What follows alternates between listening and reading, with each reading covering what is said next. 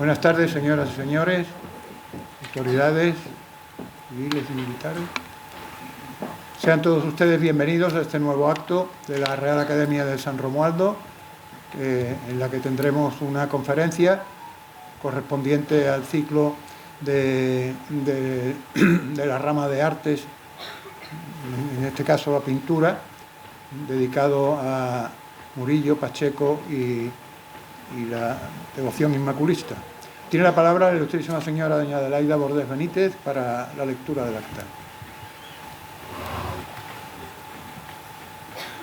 En la sesión de Junta de Gobierno celebrada por esta academia el pasado 25 de febrero de 2022, recogida en el acta número 374, se acordó incluir en el programa de actos del presente curso la conferencia titulada Arte, Sacramento y Devoción Inmaculista, de Pacheco a Murillo, a cargo del ilustrísimo señor don Álvaro Cabezas García, doctor en Historia del Arte por la Universidad de Sevilla.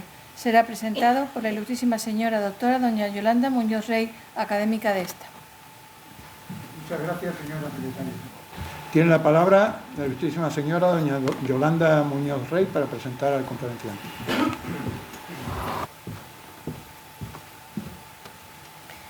Con la venia, señor presidente, excelentísimas autoridades, compañeros académicos, señoras y señores, amigos todos.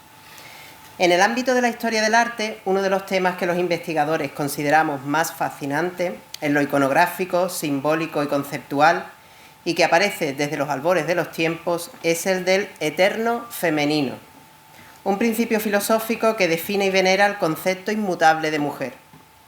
Mujer en su noción más amplia, comenzando por ser la generadora de vida y la posterior protectora, guarda y cuidadora de conservarla, en una lucha incansable contra la muerte y la destrucción del mundo, para lo cual sin duda hacen falta muchísimas más cualidades y competencias que la pura gestación física.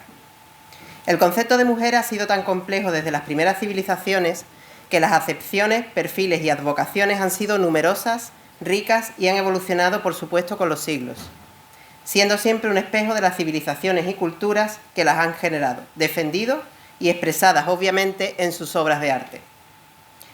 Desde la veneración prehistórica a la montaña como representación de la madre tierra, donde la cueva era el útero protector, hasta Atenea, diosa de la sabiduría, pasando por Tanit, Astarte, la Parvati hindú, la Pachamama inca y, por supuesto, nuestra Virgen María, de la que hoy viene a hablarnos en su concepción inmaculista el doctor Álvaro Cabezas García. Quizás esta conferencia de hoy nos ayude a reflexionar un poco más sobre cuál es el ideario de eterno femenino en el que creemos hoy día. Álvaro Cabezas García es licenciado y doctor cum laude en Historia del Arte por la Universidad de Sevilla 2014 y máster en Instrumentos para la Valoración y Gestión del Patrimonio Artístico, Universidad Pablo de Olavide 2011. Desde entonces ha sido técnico de investigación en la Universidad Pablo de Olavide, profesor de la Universidad de Córdoba y del Centro Universitario EUSA de la Universidad de Sevilla.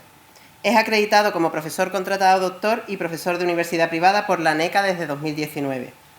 Actualmente es funcionario de carrera del Cuerpo de Profesores de Enseñanza Secundaria en la Consejería de Desarrollo Educativo y Formación Profesional de la Junta de Andalucía desde 2022, ejerciendo de profesor de Historia en secundaria y bachillerato. Es asistente honorario del Departamento de Historia del Arte de la Universidad de Sevilla y miembro del Grupo de Investigación La Araña de la Universidad de Sevilla, UM 317. También ha trabajado como Community Manager para la Real Orquesta Sinfónica de Sevilla, la Fundación Barenboim Said y la Asociación de Amigos de la Orquesta Barroca de Sevilla. Aunque sus líneas de investigación trabajan varios géneros y momentos artísticos, su especialidad es la pintura sevillana del siglo XVIII.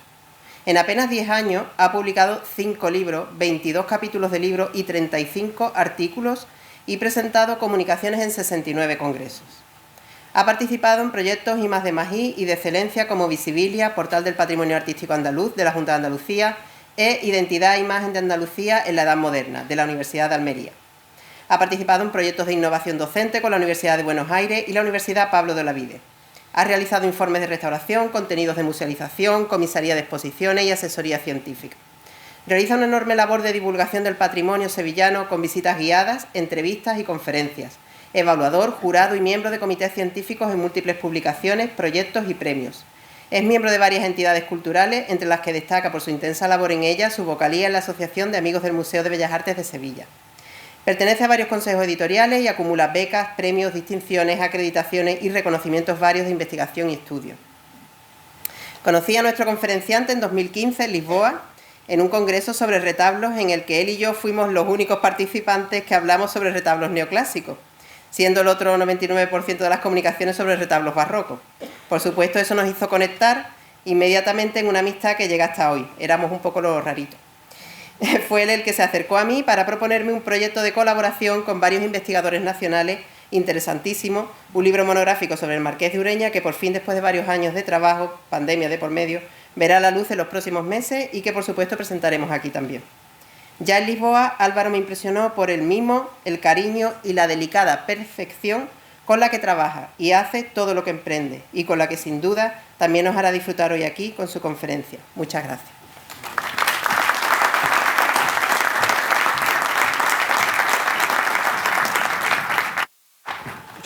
Muchas gracias, doña Yolanda Muñoz. Tiene la palabra el ilustrísimo señor don Álvaro Cabezas García para pronunciar su conferencia. Como va a ser básicamente visual, nos sentamos nosotros en el...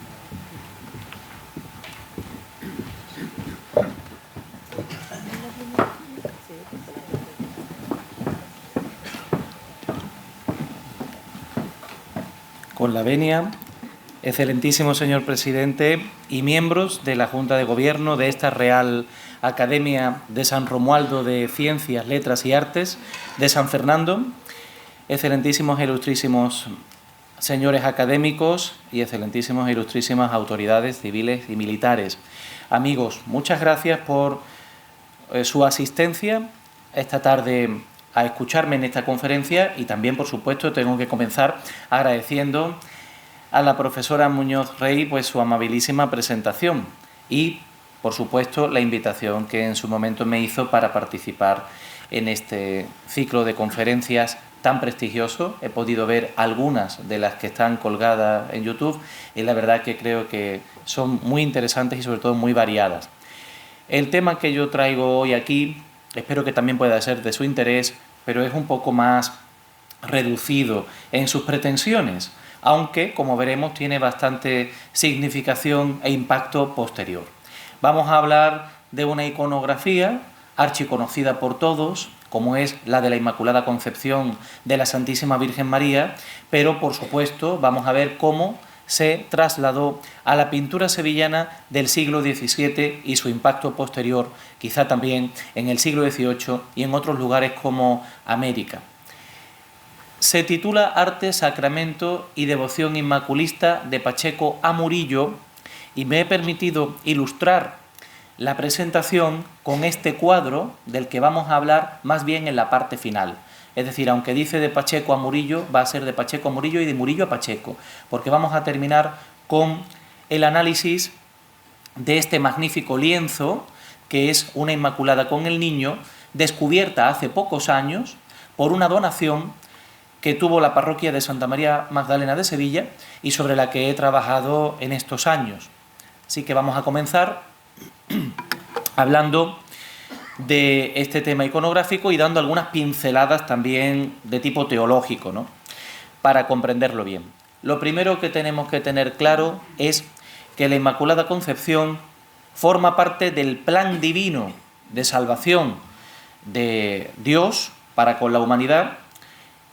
Él quiso mandar a la Virgen al mundo para que fuese el sagrario que mantuviese en su interior a Jesucristo y, por tanto, contribuir también así a la redención de los pecados del mundo. Esa es la lectura teológica que después de muchísimos siglos ha acabado configurándose en dogma de fe. Al principio era creencia religiosa, piadosa creencia, y después, a partir del año 1854, dogma de fe de la Iglesia Católica. Algunos de los teólogos que teorizan y desarrollan este tema de la Inmaculada Concepción, pues habría que remontarse al siglo XIII para encontrarlos. quizá el más destacado de todos ellos, el que da un cuerpo doctrinal a este tema de la Inmaculada, es Juan Duns Scoto. Y después ha tenido, con cierta polémica, un desarrollo posterior que vamos a ver sustanciado en una ciudad tan mariana, por otro lado, como es la ciudad de Sevilla. Aquí estamos viendo concretamente una pintura americana, una pintura virreinal, mexicana, del primer tercio del siglo XVIII y debida al que se considera Murillo novohispano, que es este José de Ibarra. José de Ibarra es un artista del siglo XVIII que reúne la gracia, la pincelada que parece derivar de Murillo y que llega también a tierras americanas y desarrollada en la Nueva España. La he traído porque podemos ver en este mismo lienzo cómo la Inmaculada en sí, a la hora de representarse, es un tema bastante complejo, porque claro, sería la representación de la Virgen, pero no la Virgen en un estado terrenal, sino como forma de pensamiento de Dios, como pensamiento divino, encima de la bola del mundo, que está aquí representada. Que sea la bola del mundo se ve perfectamente porque están impresos en ella Adán y Eva en el momento del pecado original. Por lo tanto, la Virgen es la nueva Eva, que aplasta con su pie, somete al pecado representado en ese dragón que rodea el mundo, que lo somete, que lo concierne, y por supuesto ella es la sostenedora del niño Jesús, de Cristo, de la encarnación del Verbo Divino, que también por supuesto ayuda a vencer al pecado, como es habitual. ¿Cómo se acompaña esa representación iconográfica que en principio podría ser de una lectura fácil? Pues con una serie de símbolos, con una serie de atributos que son propios de la Inmaculada Concepción. Por esto de plasmarla como forma parte del plan divino, suele aparecer el Padre Eterno arriba, con los brazos abiertos, como lanzando al mundo esta creación suya, libre de pecado, por tanto, obra divina como es la Virgen María. Y alrededor una serie de atributos dedicados a la Virgen y que hacen alusión a su pureza, y que los vamos a ver repetidos en muchos de estos lienzos, ¿no? Casa de marfil, torre de oro, el espejo, el trono de justicia, en fin, lo que podrían constituir también las letanías. Lógicamente, antes de llegar a ese cuadro que veíamos antes, que es ya de un refinamiento iconográfico y pictórico muy grande, hay unos antecedentes anteriores, ¿no? Nos encontramos, de una manera así muy rápida lo voy a explicar, estos antecedentes inmaculistas, primero, a la izquierda, en la representación de la Santa Ana Triplex. Es una obra famosísima de Leonardo da Vinci, en la que vemos cómo se quiere explicar a través de la pintura de dónde viene Jesucristo. Tendríamos a Cristo agarrando el Cordero, que está siendo sostenido por la Virgen, que a su vez está encima de Santa Ana. Por eso se llama la Santa Ana Triplex. Después, las otras representaciones de importantes patronas americanas, como la Virgen de Guadalupe, como la Virgen de Luján y como la Virgen de Caucupé, son también representaciones de la Inmaculada Concepción de la Virgen. Y, además de esto, nos encontramos con una serie de cuadros alegóricos que nos hablan también de este origen. Tenemos el famoso cuadro de la alegoría de los tallos, de cómo la Virgen habría nacido como una obra divina, pero lógicamente de padres terrenales, Santa Ana y San Joaquín. San Joaquín, después de muchos años sin descendencia, se abraza con Santa Ana en la Puerta Dorada. Surge de ahí, de esa unión mística, no corporal, la Virgen, que aquí la vemos en un rompimiento de gloria acompañada por los ángeles, ¿no? Se ve claramente diferenciado los dos planos, el plano terrenal y el plano celeste.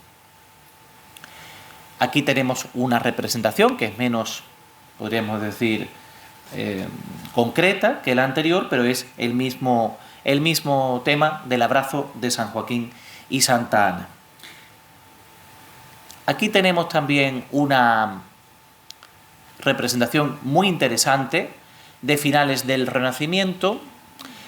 Es de Luis de Vargas, es el famoso cuadro de la Gamba de la Catedral de Sevilla, aunque su nombre verdaderamente justo es el de la Alegoría del Triunfo de la Inmaculada Concepción.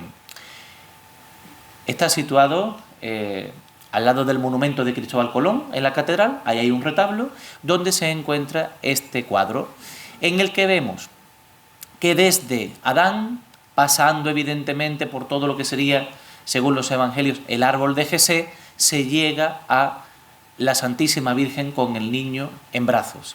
¿Por qué se le llama usualmente, de manera popular, el cuadro de la Gamba de la catedral? Pues es por la pierna, gamba en italiano, de Adán. Y lo dijo Mateo Pérez de Alessio, un pintor de Lecce, por eso la castellanización de su procedencia, no apellido, de su procedencia, ¿no?, que iba a pasar a América, pero que estuvo en Sevilla varios años esperando el permiso pertinente para embarcar. Y entonces, mientras que está en Sevilla, realiza un cuadro que está muy cercano a este. No es un cuadro, es una pintura mural grandísima, dedicada a San Cristóbal. Entonces se atribuye a él una frase, seguramente sea apócrifa, pero tiene una belleza impresionante, ¿no?, que es: «Più vale la tua gamba que el mío San Cristóforo». Esta pequeña pierna de Adán, de Luis de Vargas, vale más que todo mi San Cristóbal, que es un cuadro de enormes proporciones, ¿no? Bueno, pues de ahí se conoce como el cuadro de la Gamba. Hay otra serie de representaciones de este mismo tema en la Escuela de Pintura Sevillana, fundada siempre por artistas foráneos, como puede ser este Pedro de Campaña, a finales del siglo XVI, y el que les ponía antes, que se encuentra en la Colegiata de Osuna, de Hernando de Sturmio. Todo es un poco variaciones sobre el mismo tema. Pero nos encontramos con que, avanzando el tiempo, vamos a dejar atrás, después del Concilio de Trento, estas representaciones simbólicas, y vamos a ir a una representación, digamos, de un carácter un poquito más místico, más teológico, que es la visión de San Juan en la isla de Patmos.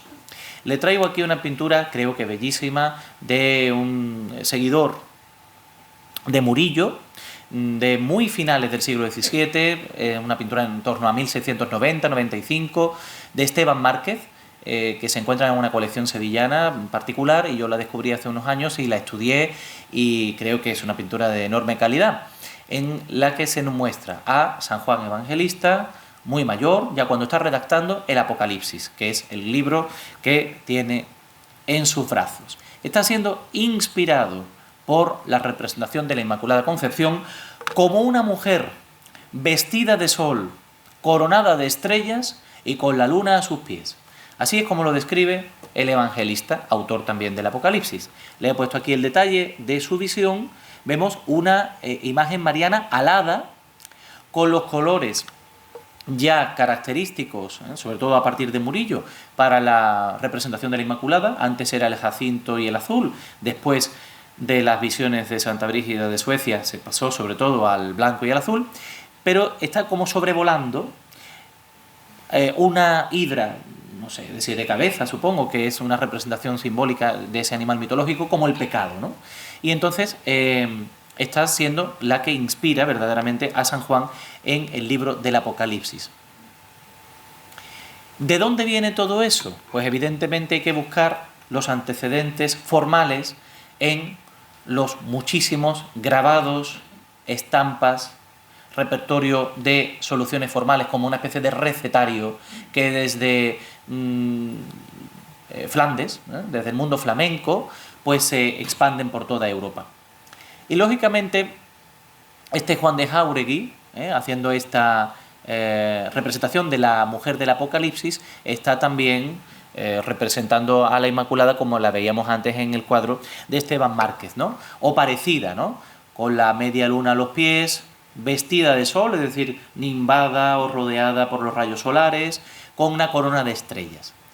Y, lógicamente, sometiendo al pecado, que como ven ustedes hay un amplio panorama para representarlo de muy distintas maneras. Unas son quizá un poco más poéticas, refinadas, otras son más populares, ¿no? Y entonces, pues, es la solución que van a coger grandísimos artistas. Igual que veíamos antes ese cuadro de Esteban Márquez, el famosísimo de Velázquez de San Juan en la isla de Patmos, que hace pareja, que hace pendant con la Inmaculada Concepción de la National Gallery de Londres, ¿no?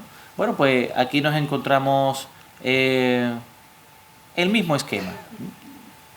Un Velázquez de la etapa sevillana, por supuesto, vamos a hablar después de él con bastante profusión, si podemos, ¿no? Ahí está un poquito esta representación que, como vemos, deriva casi siempre de grabados, de estampas del mundo flamenco, que surte de toda una serie de motivos iconográficos, de soluciones a este tipo de pinturas. Después, bueno, nos encontramos una serie de pinturas que reciben más bien el nombre de tota pulcra, ¿no? Para hacer alusión a la famosa frase del Cantar de los Cantares: tota pulcra es amica mea, et macula non est in te, que está cortado ahí, ¿no? Es decir, no hay mancha de pecado en ti, eres pura y limpia, lo que más o menos quería traducir con estas palabras, ¿no? Bien, y aquí tenemos en ese sentido una representación que se encuentra en la clausura del convento de Santa Paula en Sevilla, finales del siglo XVI, donde vemos a la Virgen con el niño, con los atributos que antes veíamos, pero además con una especie de representación también de la Santísima Trinidad. Está el Padre Eterno, el Hijo, el Espíritu Santo, y rodeada de todo ese repertorio de motivos marianos, como puede ser el jardín escondido, la fuente, la torre, todo haciendo alusión a la pureza de la Virgen. Parecido también en este caso de Cristóbal Gómez en el Palacio Arzobispal, más o menos se va variando el mismo tema, ¿no? Incluso nos encontramos que la creencia de la Inmaculada Concepción, finales del siglo XVI, principios del XVII, va teniendo también un significado político, un significado popular. Entonces, Juan de Roelas realiza esta representación de la Inmaculada Concepción rodeada no solamente del mundo celestial, sino también del mundo terrenal, con todas sus autoridades civiles, con los estamentos, con el pueblo, ¿no? Como diciendo, es al fin y al cabo nuestra madre y patrona. Y así ha sido considerada en muchísimos países. La Inmaculada Concepción es patrona de España, por supuesto, a partir de Carlos III, pero también de Portugal, de Corea del Sur, de Japón, de Colombia, de Nicaragua, de Estados Unidos, de Filipinas, de El Salvador, de Panamá, de Polonia, de Guatemala, de México. O sea que es no solamente un motivo religioso, también es un motivo político que tiene bastante significación. Y si no lo ven claro, les aconsejo la lectura de uno de los últimos libros que publicó el profesor de la Universidad Complutense de Madrid, Benito Navarrete, que hablaba también de una cuestión racial y sobre todo lo relacionaba con los estudios que se han hecho últimamente del siglo XX, ¿no? Había, por ejemplo, la vamos a ver después, la Inmaculada de Soult, que se mantenía en el Museo del Louvre y fue cambiado por unos pequeños Velázquez que había en Madrid, ¿no? Un convenio entre Franco y Petén y se consiguió traer la Inmaculada de Soult. Bueno, les aconsejo sobre todo la lectura de su libro, pero digamos que, resumiéndolo mucho, él habla de que no solamente una cuestión religiosa, sino que tenía un aura racial que también significaba como la propia personificación de España, ¿no? Por eso era tan importante para el régimen traerla a España en esos años 40. Bueno, pues ya esa significación empieza ahí. Y ahora vamos a hablar de lo que llamó el profesor Antonio Domínguez Ortiz la guerra inmaculista, ¿no? O concepcionista, que se dio en Sevilla y también en otros lugares a principios del siglo XVII para fomentar este culto, esta creencia de la Inmaculada Concepción. Había evidentemente una orden religiosa, que eran los franciscanos, que apostaban por este culto.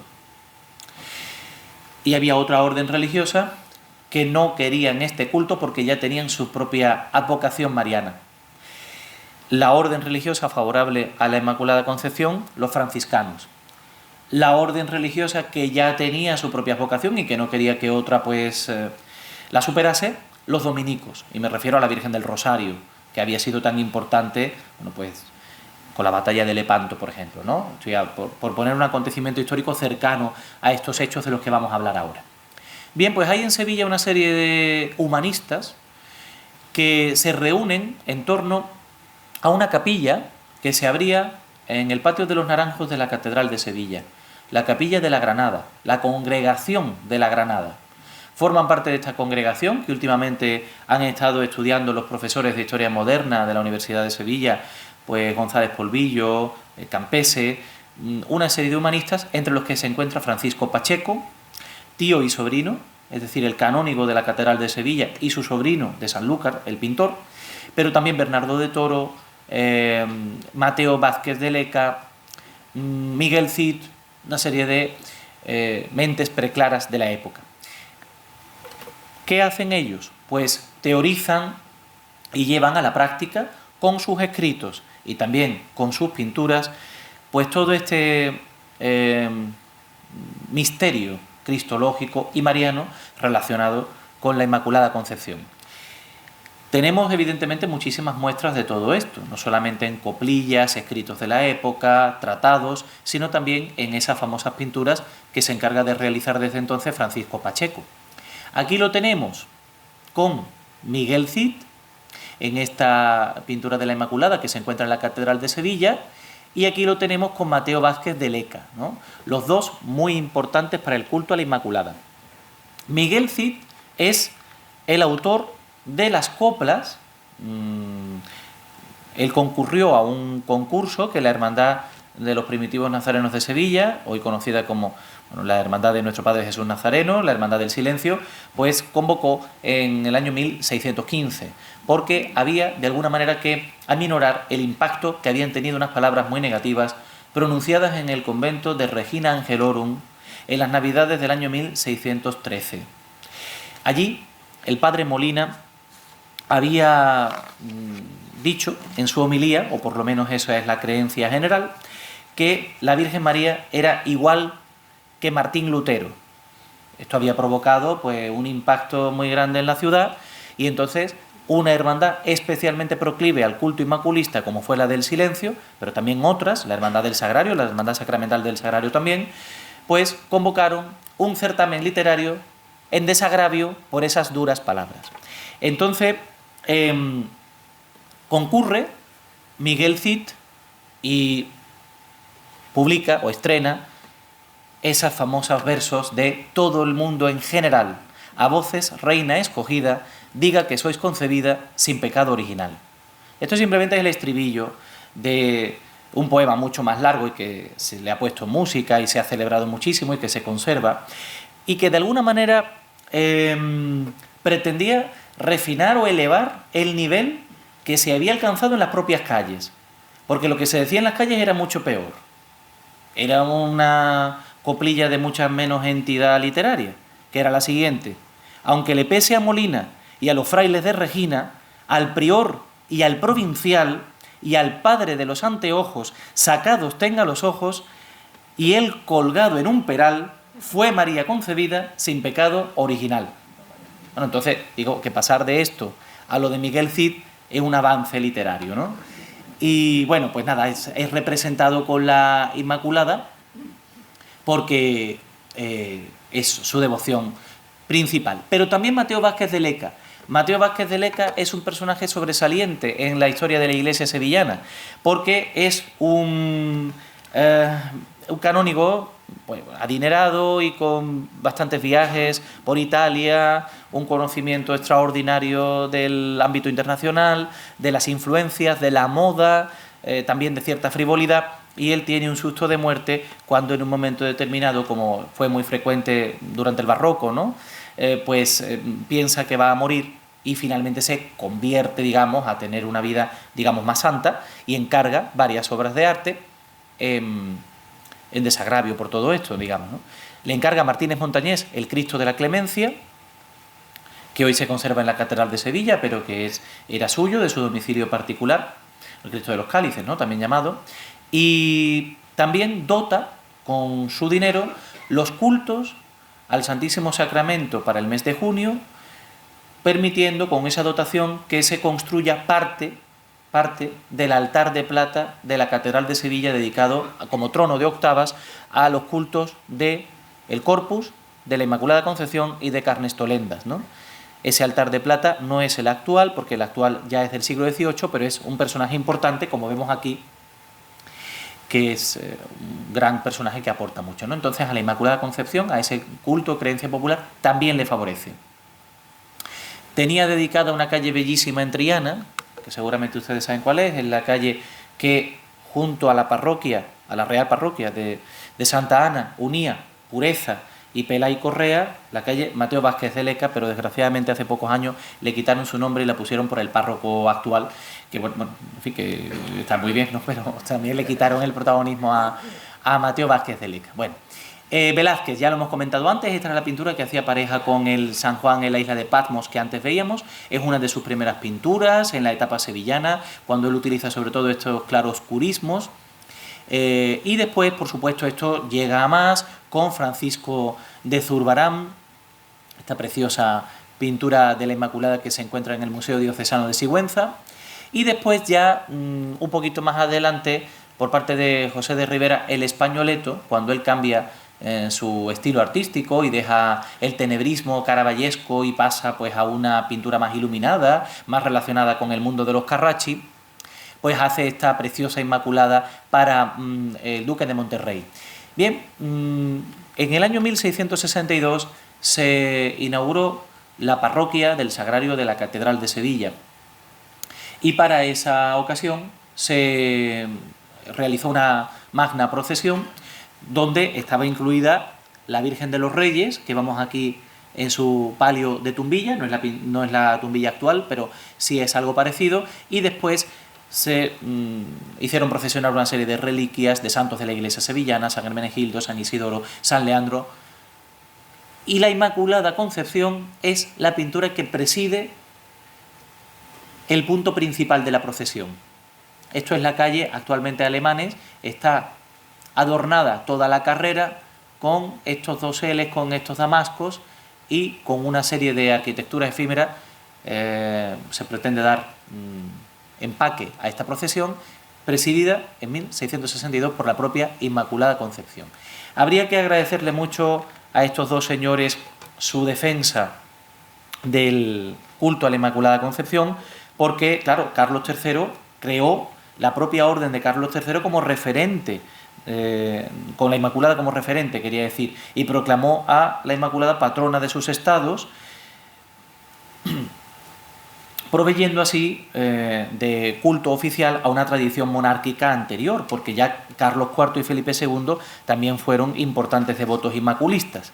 Y después San Pío IX, que fue declarado santo por San Juan Pablo II en el año 2000, con la publicación el 8 de diciembre de 1854 de su bula Ineffabilis Deus, pues proclamó dogma de fe la Inmaculada Concepción, que celebramos pues todos los años como fiesta nacional, por otra parte también aquí en España, cada 8 de diciembre. En Sevilla, aquí tenemos, por cierto, ese extracto de la bula del Papa Ineffabilis Deus, declaramos, pronunciamos, definimos que la doctrina que sostiene que la Santísima Virgen en el primer instante de su concepción fue por singular gracia y privilegio de Dios omnipotente en previsión de los méritos de Cristo Jesús, Salvador del género humano, preservada, inmune de toda mancha de culpa original, ha sido revelada por Dios, por tanto debe ser firme y constantemente creída por todos los fieles, ¿no? Es, digamos, la conclusión de la bula donde se declara la Inmaculada Concepción. Sevilla quiso celebrar todo eso años más tarde, erigiendo este monumento a la Inmaculada que se encuentra en la Plaza del Triunfo. En la Plaza del Triunfo, llamada así por el triunfo, que digamos está junto al Archivo de Indias, que es un monumento más pequeño, y era para dar gracias por la intercesión de la Virgen en el terremoto de Lisboa de 1755. Entonces, el centro de la plaza estaba en torno al triunfo del siglo XVIII. A partir de 1918 bascularon ese centro de gravedad de la importancia de la plaza con este monumento de Collaut Valera, donde, utilizando, como vamos a ver a continuación, el modelo de la Inmaculada de Murillo, la Inmaculada de los Venerables, se pasa a escultura y se remata este triunfo sostenido por pilastras pareadas y abajo están representados pues algunos de sus más firmes defensores, sea en lo teológico, sea en lo estético. Uno de ellos, como vemos aquí en el detalle, el propio Murillo. Aquí lo vemos más de cerca, pero también están representados Bernardo de Toro, Miguel Cid, algunos de los personajes que hemos hablado antes, ¿no? El edificio de la Diputación se sitúa justamente detrás y ahora pues es una especie de centro de la plaza sobre el que gravita, ¿no? Porque el tránsito de personas se hace en torno a este monumento y no al anterior. Aquí lo decía, utilizando la pintura de Murillo, Collaut Valera realiza esta famosísima e iconográfica que ha quedado en muchísimas postales, fotografiadas con la Giralda de fondo, etcétera, pues la propia Inmaculada.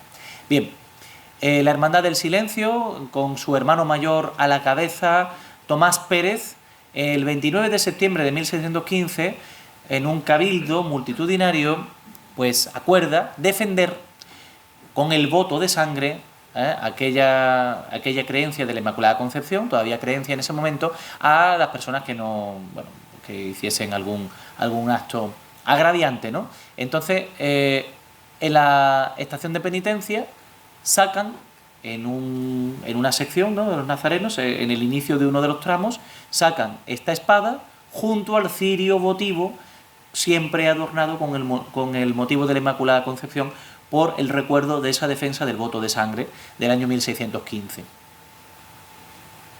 Y antes veíamos esta pintura un poquito más separada, ahora la vemos un poquito más en detalle, las famosas Inmaculadas de Pacheco, con Miguel Cid y con Mateo Vázquez de Leca. Bueno, vamos a avanzar un poco y vamos a ver otros modelos suyos que también son muy famosos, con Bernardo de Toro, esta del Palacio Arzobispal sin representante a sus plantas y rodeada por una serie de símbolos que hacen referencia a la Inmaculada y que también pretenden en alguna ocasión hacer referencia a la propia ciudad de Sevilla como ciudad inmaculista que salió en defensa de esa creencia, ¿no? Con a lo mejor representando en lontananza, siempre de manera muy disimulada, la Torre del Oro, la Torre de la Giralda, siempre un poquito en lontananza, ¿no? Con el correr del tiempo, otros pintores, como Alfonso Grosso, acometieron este tema.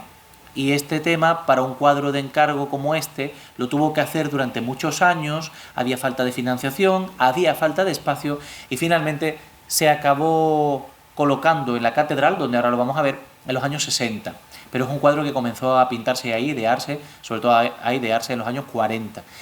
Es la representación o apoteosis de la Inmaculada Concepción, representada aquí con los colores tradicionales de la Virgen, no con los que hemos visto hasta ahora del blanco y azul, sino el jacinto y azul, coronada de estrellas, la luna a sus pies, y con la cara de la Virgen de la Esperanza Macarena, como queriendo también, bueno, pues sevillanizar, podríamos decirlo así, el tema con este guiño. La representación del Papa que firma la bula, que aquí no se ve bien, pero pone 1854, y también nazarenos de la Hermandad del Silencio, los seises, es decir, todo un poco una panoplia de detalles sevillanos, ¿no?, para ir adornando esto. Como le decía antes, también representando en lontananza la propia catedral y la Torre del Oro. ¿Dónde se colocó este cuadro tan enorme que él tuvo que realizar en el Palacio de las Dueñas porque no tenía espacio en su taller? Pues digamos que en lo que hoy se conoce como crucero. Claro, es un espacio, no había muchos otros para poner este cuadro tan grande, que hoy, de manera curiosa, desde el año 2000, está ocupado por este altar de plata de la Catedral de Sevilla, que ya está realizado durante el siglo XVIII. Era el altar que servía para lo que hemos comentado antiguamente, para los cultos del Corpus, de la Purísima Concepción y de Carnestolendas, ¿no? Pero este altar se colocaba originalmente delante del retablo mayor de la Catedral de Sevilla. Se quitaba y se ponía, se montaba y se desmontaba y se guardaba en los grandes armarios que hay en el tránsito hacia la sacristía mayor. Pero en un momento determinado, a partir de 1961, ese altar se empezó a utilizar en el trascoro como monumento, como sustitutivo del monumento del Jueves Santo de la catedral, que dejó de montarse. Y entonces, pues ahí, por ejemplo, pues se realizaron determinados actos, ¿no? En el año 2000 lo colocaron fijo, dándole la importancia que tiene este altar, ya ahí, y entonces cambiaron la orientación del culto en la catedral, de estar siempre dirigido hacia el retablo mayor, a, digamos, utilizar la amplia nave de crucero y colocar así las sillas en esa orientación para celebrar las grandes solemnidades, por ejemplo, en este caso, coronaciones canónicas o pontificales de conmemoración, como es el caso de la que vimos aquí del año 2014, de la Esperanza Macarena, que la llevaron allí por el 50 aniversario de su coronación canónica y curiosamente la colocaron, ¿no?, sin quererlo o queriéndolo, no sé, debajo de este cuadro de Alfonso Grosso en el que está ella misma representada como Inmaculada Concepción, ¿no? En fin, es simplemente un guiño para que vean que en el arte nada es original, sino que todo tiene que ver al final con todo. Velázquez, lo veíamos antes, Zurbarán, que antes hemos hecho referencia a una Inmaculada muy bonita de Sigüenza, esta también, del propio Zurbarán, con ese gusto por los tejidos y por las sombras, por esta unción sagrada tan importante que tiene el propio Zurbarán, la que veíamos antes de El Españoleto, y Murillo. Llegamos a Murillo y vemos muchas de sus variantes. Por ejemplo, la Virgen Niña, que aquí vemos. Esta que se encuentra, voy a ponerle ahora una mejor fotografía porque esta se ve muy mal. Esta es la famosa Inmaculada Colosal que presidía la capilla mayor del convento Casa Grande de San Francisco, que hoy se encuentra en el Museo de Bellas Artes y que nos muestra en la Inmaculada una mujer mucho más rotunda, quizá de mayor edad, acompañado también por una corte angélica de mayor entidad, con una luna llena en vez de una luna menguante. La verdad que es muy curioso toda la amplia gama que hacía Murillo. Una reconstrucción ideal de cómo sería en su momento, porque claro, estos cuadros habría que verlos cómo estarían situados para su lugar de origen. Entonces quizá esa exageración a la hora de plasmar a Murillo era para verlo de lejos, a gran altura. Hoy se ve a un palmo en el Museo de Bellas Artes y quizá no se aprecia la importancia y la magnitud de esta obra a día de hoy. Detalles para que los veamos.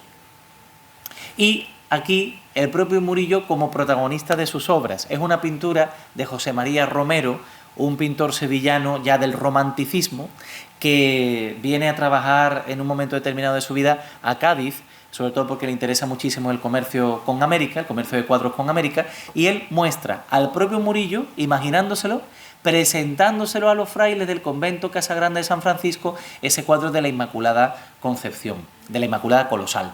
En su origen, estos personajes secundarios eran frailes, pero fueron cambiados. No se sabe por qué ni por quién, y le pusieron como personajes cortesanos, pero eran frailes originalmente, ¿no? Y bueno, en el Palacio Arzobispal también tenemos una famosa Inmaculada de Murillo, que también es una de sus primeras obras, con la que encontramos cierta concomitancia con la de Rivera, que vemos aquí. Esta se encuentra, originalmente era de Santa María la Blanca, porque Santa María la Blanca es una pequeña iglesia que pertenece en cuanto a su gestión en ese momento al Cabildo de la Catedral de Sevilla. Cuando la reinauguran en torno a los años 60, 65, 1665, pues Murillo la dota de una serie de pinturas que hoy se encuentran dispersas, ¿no? Las dos famosas del Patricio Juan y su mujer, el Milagro de la Virgen de las Nieves, se encuentran en el Museo del Prado, pero esta pues se encuentra en el Louvre, ¿no? Esta Inmaculada se encuentra en el Louvre. Y aparecen aquí una serie de donantes y de patrocinadores de la obra. Entre ellos se encuentra el canónigo de la Catedral de Sevilla, Justino de Neve. Hubo una exposición no hace muchos años en Sevilla que se llamaba Justino y Neve, el arte de la amistad, donde pues se hablaba de todo. Originalmente estaría puesta ahí. Ya digo que hoy se encuentra en otro lugar. Bien. Aquí tenemos que Murillo era un pintor, no solamente un pintor extraordinario, sino que también era un cristiano comprometido, porque ahí vemos su vinculación con esas hermandades. Nuestra Señora del Rosario de San Pablo, la Hermandad de la Santa Veracruz, la Venerable Orden Tercera de Penitencia de San Francisco, la Santa Caridad. Quizás sea sobre todo conocido por su relación con la Santa Caridad, que dota también de unos cuadros fantásticos, ¿no? Pero también, hasta llegar a ese momento, pues era devoto y cofrade, podríamos decir, de esas corporaciones.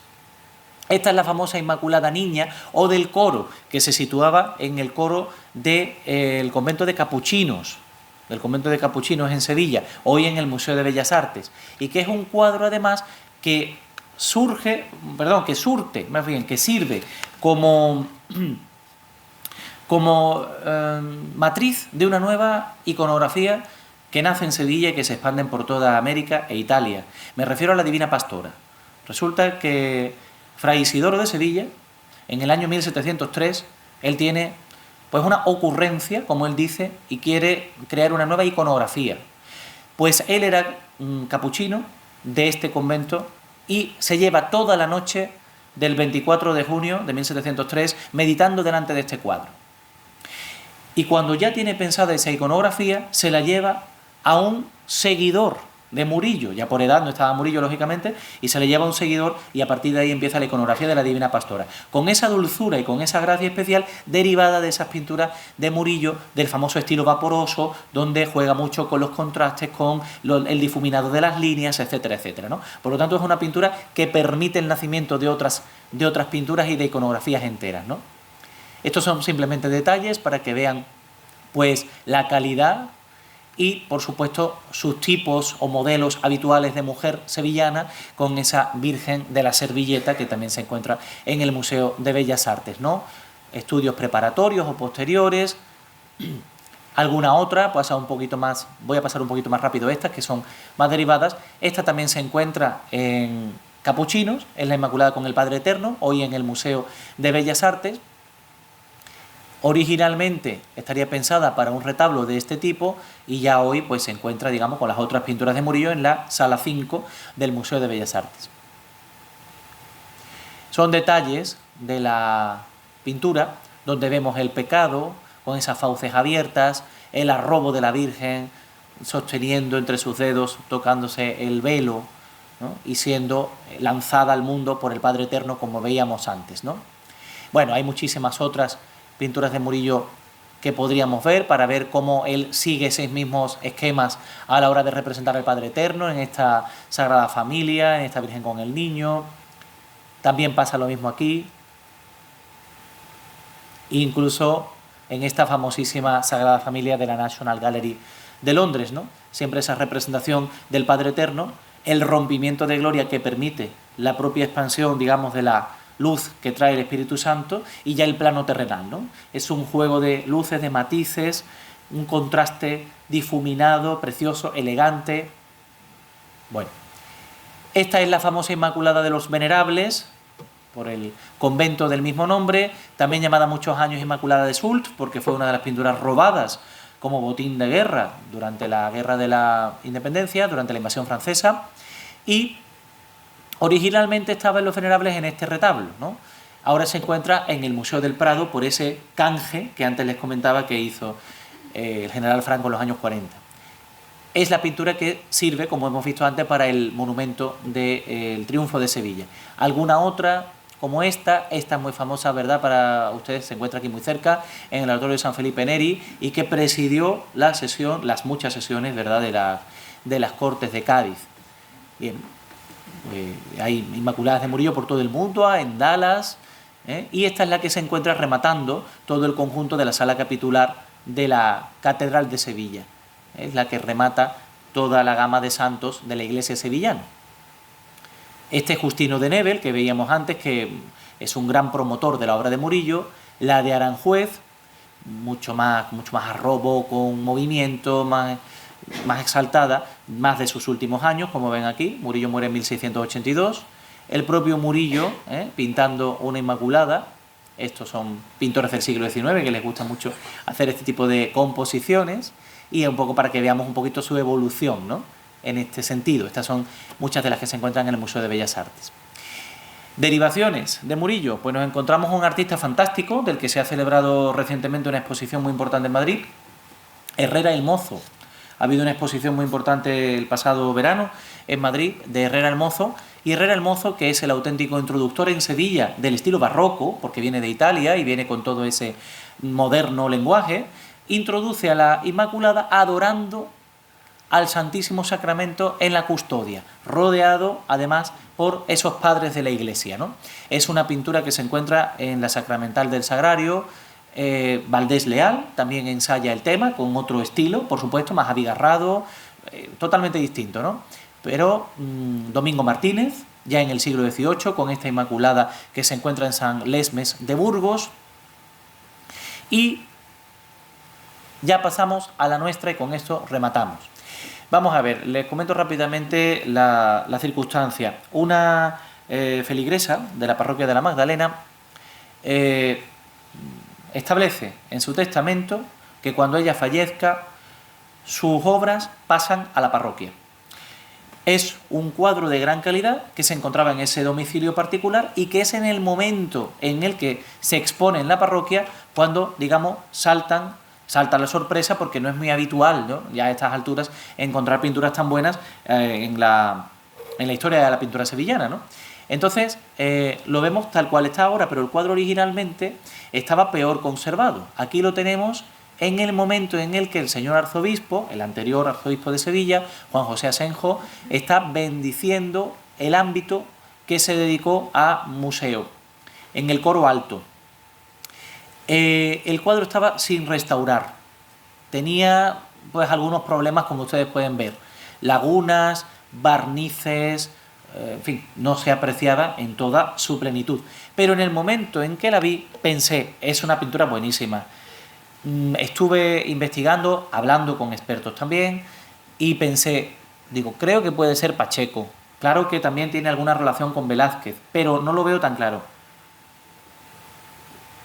Entonces estuve investigando lo que pude y di a conocer en la prensa los dos periódicos importantes de Sevilla, Diario de Sevilla, Diario ABC de Sevilla, pues este tema de la Inmaculada, y claro, lógicamente, pues esto provocó alguna reacción, ¿no?, porque había que estudiar este cuadro, y lo primero que se hizo fue restaurarlo, a ver si con la restauración por parte de los técnicos del Instituto Andaluz de Patrimonio se podía sacar alguna conclusión más clara. El cuadro se embaló, se llevó al instituto y volvió restaurado, como vemos allí, mostrando muchísimo más su calidad, ¿no? Bueno, los técnicos del IAPH, consultando después también a personalidades de enorme importancia y autoridad en la pintura de Velázquez, de Pacheco, de toda esta de todos estos pintores, pensaron que podía haberse indicios de la mano de Velázquez y dictaminaron que un Velázquez adolescente en el taller de Pacheco podía haber participado y culminado este cuadro de la Inmaculada. Bueno, Velázquez, en todo caso, o Pacheco, el que la hiciese, se basó, como no puede ser de otra manera en arte, en grabados anteriores. Igual que veíamos antes el de Juan de Jáuregui, ahora estamos viendo unos grabados muy importantes de Alberto Durero en los que se basa esta pintura. Nos muestra a la Inmaculada pero con el niño en brazos. Esto pensaron, esto no es muy canónico. El propio Pacheco dice en su arte de la pintura que no debe mostrarse con el niño en brazos. Sí, pero Pacheco hace y escribe ese libro a lo largo de toda una vida y se publica después de su muerte. No como un libro recetario, sino más bien como una compilación de tradiciones estéticas, ¿no? Entonces, hay algunos otros grabados que nos muestran ese mismo modelo, son de principios del siglo XVI, incluso este, ¿no?, que es un poquito más moderno. Y entonces yo vi también que el que fuese, el autor, había tomado, aparte de esos grabados como modelo, referentes sevillanos. Es propio en la pintura sevillana y prácticamente de la de cualquier lugar el tomar modelos de éxito, digámoslo así, para hacer las nuevas pinturas. En Sevilla nos encontramos con tres pinturas que eran bastante importantes para el imaginario y para la cultura visual de la época. Nos encontramos aquí a la Virgen de la Antigua, de la Catedral de Sevilla, la gran devoción americanista. No en balde, su capilla actualmente está adornada por las banderas de todas las repúblicas americanas. Es la Virgen de gran devoción de la época a la que se dirigen los que van a embarcar hacia tierra, hacia ultramar, ¿no? Después nos encontramos a la Virgen de Rocamadour, de la parroquia de San Lorenzo, y después también a esta Virgen del Clavel. Entonces yo vi en todas ellas, digamos, un antecedente estético, formal, iconográfico a esa representación de la Virgen con el niño que vimos en la parroquia de la Magdalena. Y después nos encontramos, por supuesto, la propia teoría de Pacheco, ¿no? Tanto en su arte de la pintura ya mencionado, como en ese interesante escrito reeditado en el año 2020 por la Hermandad del Silencio, que nos muestra el diálogo figurado, teológico, interesantísimo, entre Pacheco y un congregado, ¿no? Es decir, me he equivocado, entre Pacheco, que es el congregado de la Congregación de la Granada, con un tomista, es decir, con un representante de Santo Tomás, la Orden de los Dominicos. Por tanto, hay un diálogo interesantísimo sobre qué hacer con el tema de la Inmaculada, ¿no? Vamos a ver algunos detalles. Y así rápidamente, ya para acabar, esta es la pintura sin restaurar. Veo aquí el modelo de Pacheco en otras pinturas suyas, ¿no? Como en esta Santa Inés, como en San Juan en la isla de Patmos, como esta Anunciación que se encuentra en la Universidad de Sevilla. Utiliza, yo creo, que el mismo modelo. Después me puse a comparar también los pies de la imagen, ¿no? Cómo cae esa túnica sobre la luna que en general, como estamos viendo aquí, es una luna llena, ¿no? Y cae con los pliegues, más o menos, realizados de la misma manera.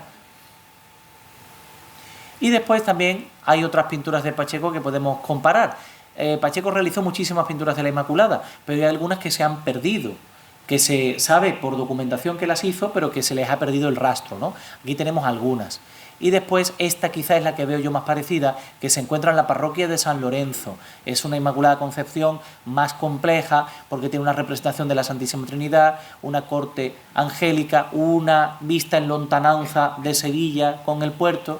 Y después esta ya es la famosa Inmaculada de Velázquez de la Fundación Focus, que durante muchos años se pensaba que era de Alonso Cano, porque claro, Alonso Cano y Velázquez estaban en el mismo momento en el taller de Pacheco.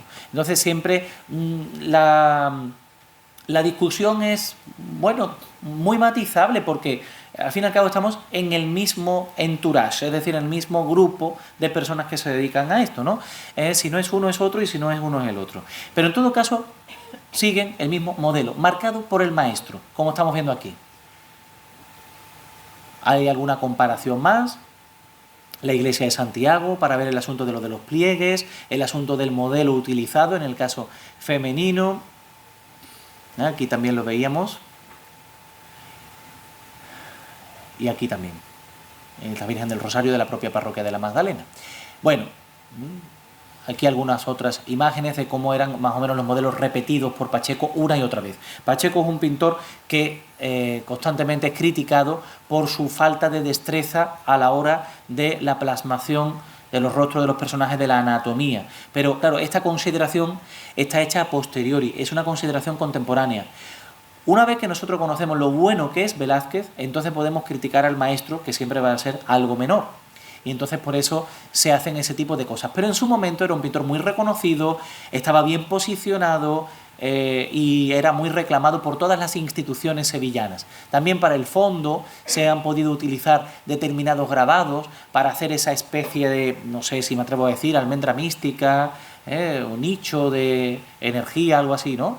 Que enmarca todo el ámbito de la Inmaculada. Y después esto para que comparemos un poco los modelos del propio Velázquez.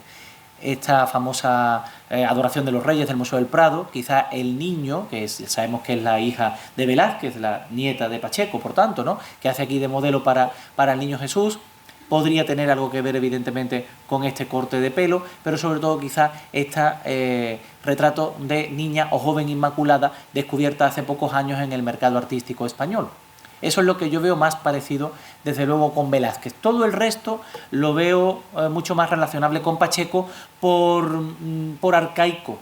Cuando hemos visto la Inmaculada de Velázquez, sobre todo la de Focus, vemos un lenguaje mucho más moderno, que es ya la del tenebrismo o naturalismo caravallesco. Sin embargo, Pacheco parece más anclado en los preceptos anteriores del manierismo.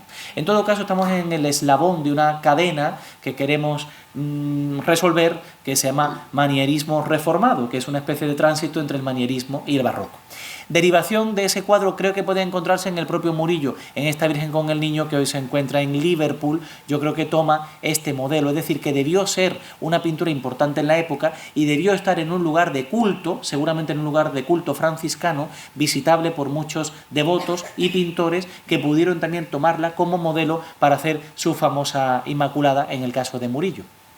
Ya terminamos viendo algunos otros, simplemente para rematar, que veamos que hay otras maneras de hacer también la Inmaculada, ¿no? Antonio Moedano, Virgen del Rosario, etcétera. Y bien, ya con esto quiero terminar simplemente diciéndoles que estuve publicando el resultado de mis investigaciones en un congreso que se celebró en el año 2022. Después el IAPH sacó sus conclusiones a través de una nota de prensa y una conferencia. No se ha sustanciado en ningún estudio. Hay un estudio ahí prometido en una revista de impacto como es Arts Magazine, pero no se ha publicado hasta el momento, y hasta que no se diga lo contrario soy el único que ha escrito sobre el tema y me mantengo en mis 13. Si evidentemente se encuentran datos que me hagan descabalgar de mi posición, lo haré. Como de momento no se han producido, me mantengo en mi sitio. Y nada más, muchas gracias a todos ustedes por su atención. Un placer.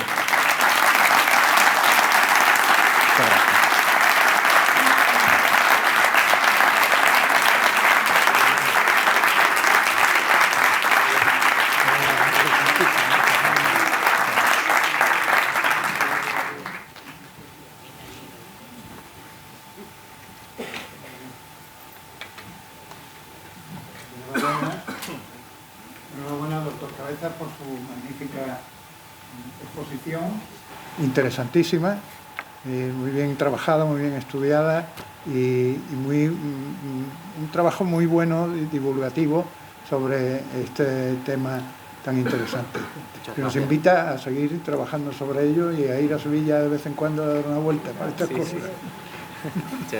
Muy bien, pues como recuerdo de esta conferencia, quiero hacer la entrega de precisamente el cartel que anunciaba esta conferencia, que es el cuadro sobre el que está trabajando. Muchas gracias. Muy bien. Pues, el próximo acto de la Academia va a ser nuestra contribución a la conmemoración del centenario del escritor Luis Berenguer. Y va a consistir en una mesa redonda en la que van a participar la ilustrísima señora doña Ana Sofía Pérez Bustamante Murié, que es profesora titular de Literatura Española de la Universidad de Cádiz, don Pablo Berenguer Monzón, que es representante de la familia Berenguer, y don Miguel Delibes de Castro, que es representante de la familia Delibes, que tuvo mucha relación con Luis Berenguer. Moderará la mesa redonda la ilustrísima señora doña María Elena Martínez Rodríguez de Lema, que es la vocal de letras de la Academia, y esto será el próximo martes, día 23, a esta misma hora, a 19:30, y están todos ustedes invitados. La Real Academia agradece la presencia de la delegada de Cultura y autoridades, de los compañeros y compañeras académicos y de todos ustedes, señoras y señores, que agradezco su presencia y que hayamos podido disfrutar de esta estupenda conferencia. Muchísimas gracias a todos. Bueno, muchas gracias.